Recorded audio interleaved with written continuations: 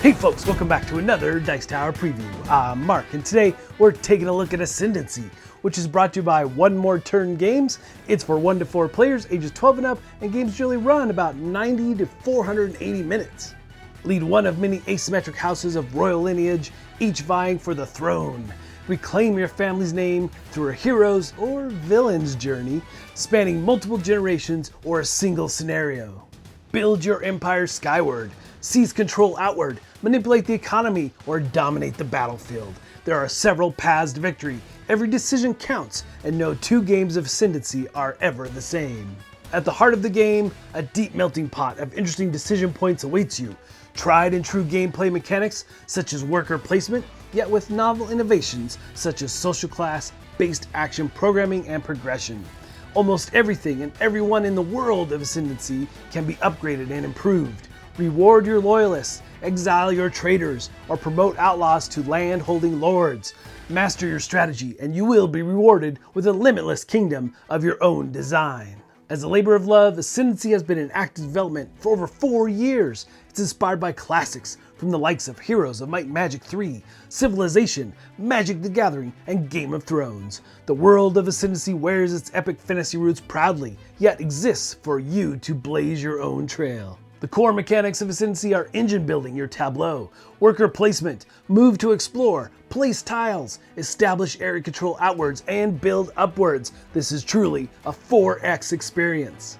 So yes, this is a big, epic 4X game with some really unique play, some fantastic worker placement, area control. You're going to be battling back and forth, and just about everything in the game is upgradable. Your whole house, so let's start with those. You have houses, and it is part of your heroes, or like I said, villain's journey to upgrade your house and your different buildings you're going to put into play, and all the houses will have unique abilities and such, and they're going to be starting with some basic goods. And you've got several different types of resources in this game. You've got obviously coin, you've got food, you've got ore, you've got skills and knowledge. Those are all things that are going to be playing into everything you're doing. And there's mana stones. Mana stones I really like because they give you the ability to tap into powerful spells, mana spells, as well as identify objects. So these are things you're going to want to get throughout the course of the game to do whatever you're trying to achieve. And that's what's neat about the game in general, is that you really can go down several different paths to victory. And I have to mention, of course, that Tom and the guys did this amazing playthrough of the game during a spectacular, which you can go check out if you want to see a turn-by-turn play of this. I'm just going to show you some of the pretty, so to say, and talk about some of my favorite aspects. But really a neat thing here is that you can play however you want to play, really. There's competitive, there's solo, there's cooperative, there's villains that you're going to have to deal with. I really like some of these villains. Super powerful, super intimidating, and they come out on the board, and they're going to also act as not really an AI kind of thing, but more of a preventative measure where villains will come out and start to block certain worker placement spots to prevent you from using them. So you have to make some interesting choices as you move through the different phases of the game. Now, there's some basic setup. Obviously, everyone's going to choose a house that they want to be. My favorite is the House Khan because it's the barbarians. I really like some of the flavor text. Well, I like all the flavor text around some of these houses and the fact just what you're doing in the game in general. Now, you have some basic setup with all your houses and so forth. And what's more important though is that you have a scenario book that you're going to be moving through. So many options. And what's cool is that you could turn scenarios into an epic game day, or you can just do a short 90-minute play. And it really just is up to you how you want to engage with this game. I did some of the solo experience and I really enjoyed that, but I think the cooperative would be where I would be looking at next to play, and I just liked all the options available to me. But check out the scenario book. So many awesome options and just beautiful artwork throughout this, and not only the book, but the game in general is one of the best that I've seen, just looking as far as the prototype and so forth. They really spent some nice time on the artwork and just getting all the different things right, and having this nice modular system of these trays moving through the different phases that you could easily pass around the table as you pick your worker placement spots. You also have the main board where you'll start to expand and grow your kingdom and try to build buildings and so forth. And you'll have these amazing miniatures as well to move around the board. There's also standees if you want to go that path, but these miniatures are fantastic even in the prototype form. And of course, there's all kinds of villains. Like I mentioned, there's main villains, but there's also creatures and things you're gonna have to deal with, as well as you have champions that you can tap into to use in those battles as well. And you'll have to get some knowledge as to what creatures or enemies are coming up before you engage and try to take them on so you can build yourself up. So again, we're not gonna be doing a deep dive in turn by turn how to play here, but let me give you a sense of how you're going to be using your workers in the game. And this is really key because you have 4 different types and they correlate to the different phases. 1, 2, 3, and 4. You've got the outcast, you've got the laborer, the loyalist, and finally the lord. The outcast can only ever activate the options available to you in that phase 1 board, but each of the others can always go backtrack. They can always go back to previous actions available by moving into one of the other trays. So the lord can pretty much do whatever he wants by the time you get to him.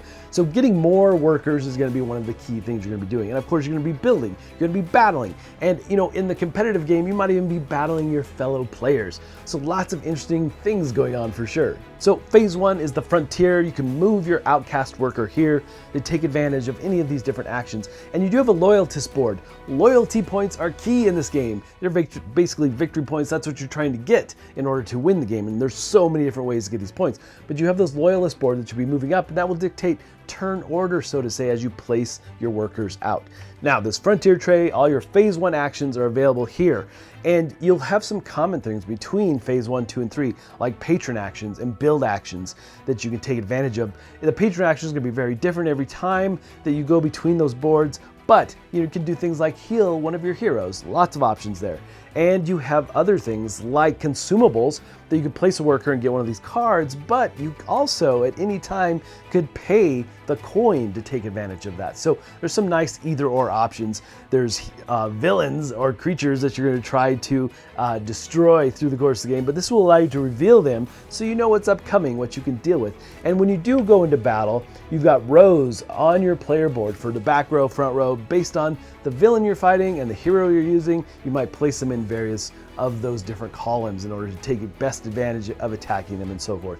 And you also can scout locations without actually going there. So this first board is a great setup for what you're going to be doing through the rest of the game. Phase 2 is the supply phase. Now, obviously, as you'd expect, you're going to be getting all kinds of resources. You're going to need these resources for various things. Obviously, you need ore to build buildings, but there's food, ore, skills, and you've got knowledge. And then again, this board has some similar things. You've got the patron, those actions available, as well as a build again. And what's neat about this market, these resources, is that it's fluid. It's basically an on-demand type market as you get the type of resources you need and spend them through the course of the game.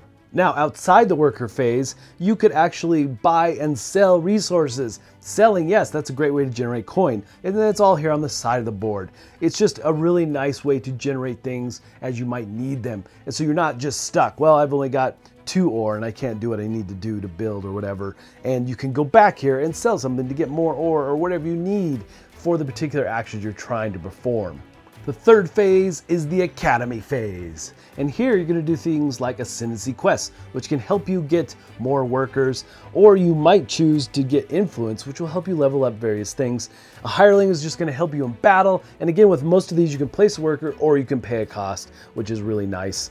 And of course you have that mana stone, which again is that kind of that renewable resource, helping you with spells and so forth. So I really like the Academy phase because it does bolster a lot of things that you need to do and get more workers.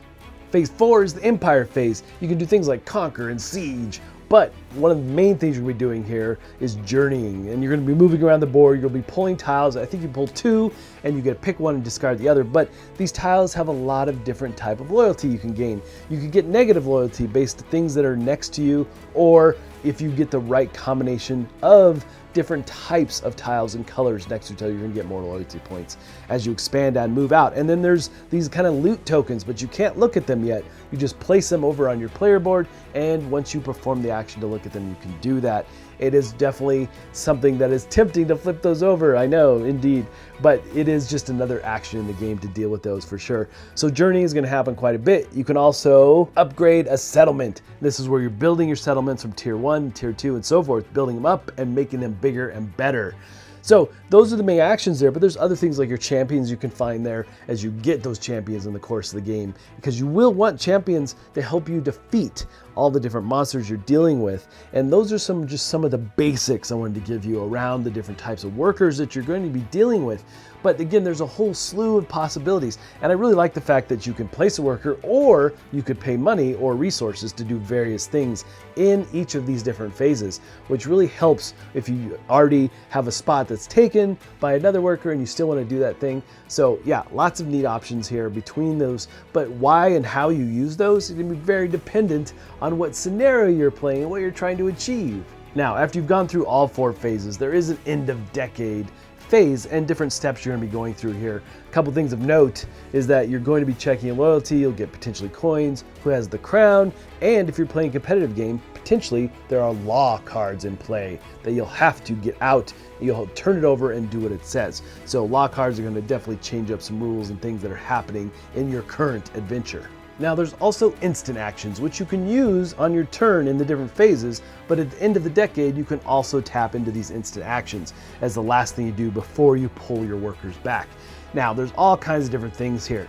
You can do things like buy, sell, trade, or you could spend resources you might spend to get different abilities like add to your might over on the loyalty board. There's lots of different options here as you use these instant actions to your benefit. But one of my favorite aspects is the buildings at the bottom of your player board as you build them and add them to the different phases. So as the barbarians go, you'll see that you have a stable that you could build into the frontier, and you'll flip it over. You'll first pay the cost, you'll get some loyalty. It depends on what level of building and so forth you're doing, but you flip it over, you're gonna put it into play on the frontier board, and then folks can get a mount and just have one less movement out on the board if they take advantage of this card, but they have to pay you if they use your buildings, which is really fun. But as you get these, you'll see you'll start to slide the cards up and you reveal a tech tree. And if you have, like for this one, if you add green food, you add it to that and you're gonna get a raider, one of your champions, so to say, and they can be upgraded to an outraider. So these champions are fantastic. You'll definitely wanna get them. I love this aspect. So cool. So this raider is going to be a really nice aspect, but just with all of this, you're going to be upgrading and doing various things as you make your empire or your clan that much better and try to take advantage of what's happening within the game state or the game world that you're in. On that tech tree, there's so many options as you build and move up even further and further. I really like that aspect. Just a really interesting, it made me want to do all the buildings, you know, and obviously you have finite resources, and that's a real key thing here is dealing with the resources, the shortages at times, and how you get coins, investing properly so you can actually get some nice coinage down the road. And you know, there's some benefits from getting different types of loot or dealing or fighting the monsters, all kinds of options as you do that. And obviously as you do the different stats, you're going to be comparing and going up against these, and there's damage markers you'll be placing on you as well as the monsters as you battle them and so forth. But the whole intricacy of battling, we're not going to dive into too deep. It just is a neat aspect, and it's not really the core thing. I really found the resource gathering and going after the different buildings and establishing your kingdom to be really the interesting aspect for sure. All right, folks, just a reminder once again, this has been a Dice Tower paid preview, and everything you've seen here has been in prototype form, so keep a close eye on the campaign for any changes that still may occur. Now, with that said, yes, this was a very broad overview, but again, it really depends on how you're playing and what you're doing, and you have those basic steps in there, different types of actions. But again, if you're playing competitive, you've got the scenarios in the book that you're going to be using. The scenario cards are going to aid you in the story text and as you engage with this game. I really liked all the options. They really did that well. And if you like big 4X games and has that kind of almost legacy-esque feel to it, this might be right up your alley. But you know, lots of the artwork and things were just incredibly beautiful. They went through and really have some unique art for each of the different cards and so forth. But really, folks, ultimately, if this looks like something of interest to you, I'm sure they'd appreciate your support. So I think that's it for me. And until next time, we'll see you at the table.